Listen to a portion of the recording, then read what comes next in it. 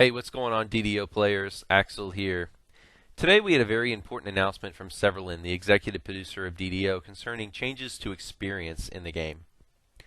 These changes to experience are going to be for death mechanics and quests, hireling death mechanics and quests, bravery bonuses, and also some new special events will be coming to the game to encourage grouping. Here's what Severlin had to say. The flawless bonus to experience now only counts your character's deaths instead of the entire party. This means if you invite someone less familiar with the content to your group and they die, you won't lose your XP bonus unless you also die. So what this means is the bonus that you currently receive in a quest, if nobody dies, the whole group receives a bonus for XP. This is now going from a group bonus to an individual bonus. So if everyone in your party dies except you, none of them will receive the bonus, but you will still receive the bonus. Next, this is what Severlin had to say about hireling deaths. He said, henchman deaths no longer reduce the flawless XP penalty. I'm assuming by this, Severlin's referring to hirelings. But basically, as of right now, before this change, hirelings dying can prevent you from receiving all of the XP bonus, the flawless XP bonus. This is going to be changed so hireling deaths no longer reduce this bonus. Next, Severlin had this to say about changes to bravery streaks. There is now an NPC in the Hall of Heroes that will suppress your bravery streak and associated bonuses. While suppressed, you can go off and do content on lower difficulties without ruining your streak. This allows you to group with friends or join pickup groups or even do new content on lower difficulty settings without ruining your bravery streak. Note that while suppressed, bravery streaks are not ended, but you don't get associated bravery bonuses. Now let's break this down. This basically means, as of right now, you have to maintain an elite streak, for example. You have to continuously run quests no more than 2 levels above quest level and complete them continuously. So if you run a quest, 10 quests on elite and get the bravery bonus for that, and you decide to run a quest on normal, you'll lose your bravery streak. What this will now allow you to do is go to this NPC, choose to suspend your bravery streak.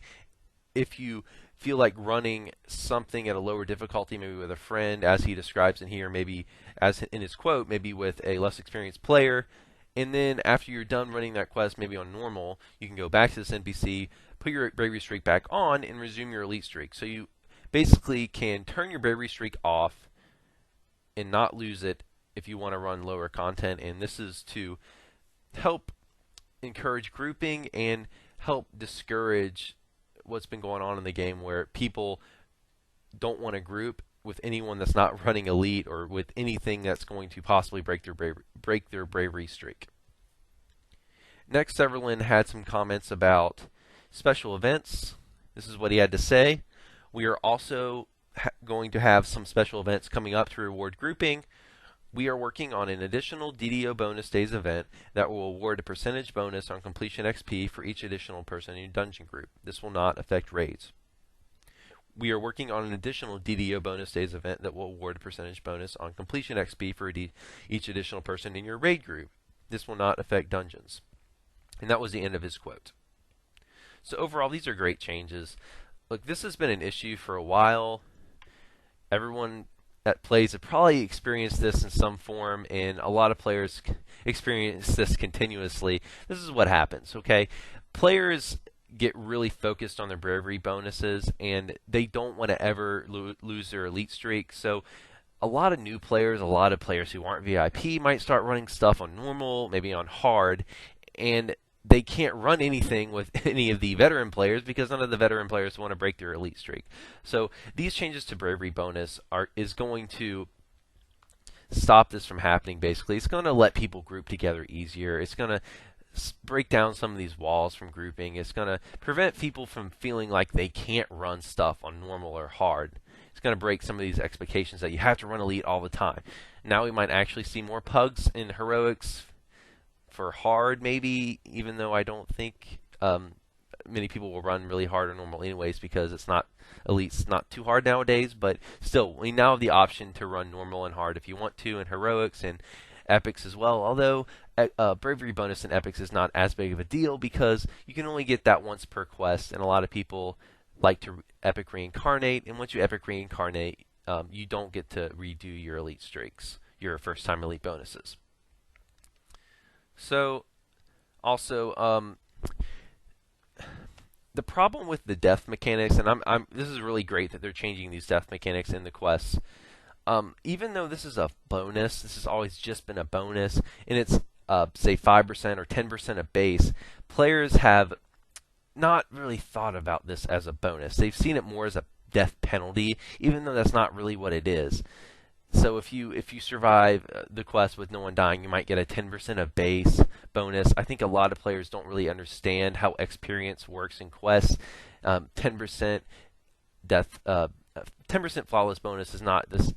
A base is not the same as a 10% bonus of XP in total. So the quest might award, say, 40,000 experience points, but there might only be 20,000 of base. So it's actually not as much XP as you'd think. But players, for whatever reason, have been really defensive about this death penalty, and like they felt that they really wanted to get it, and they haven't wanted to invite any players who might possibly die to their group. So it's really ended up being more of a discouragement to grouping than an encouragement,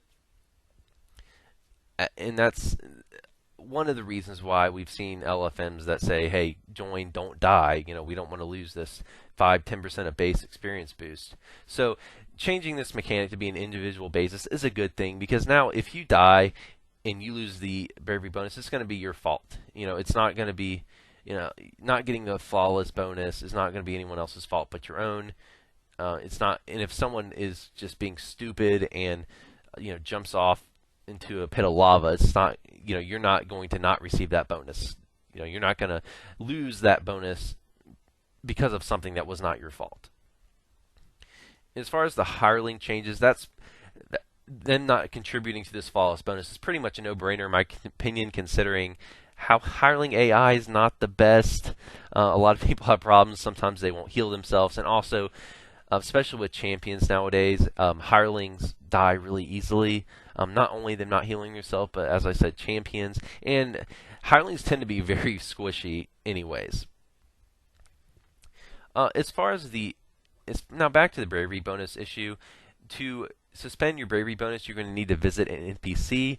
Right now, that NPC is going to be in the Hall of Heroes, and to me, when I read this, the biggest concern was that's not very convenient.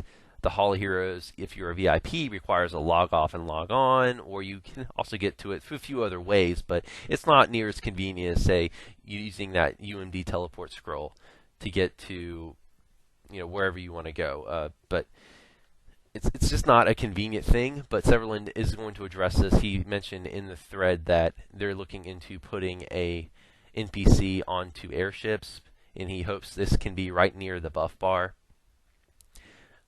Now, one thing I was thinking when I read this is, you know, why not put this on the Adventure Compendium? Why not put this into some kind of menu?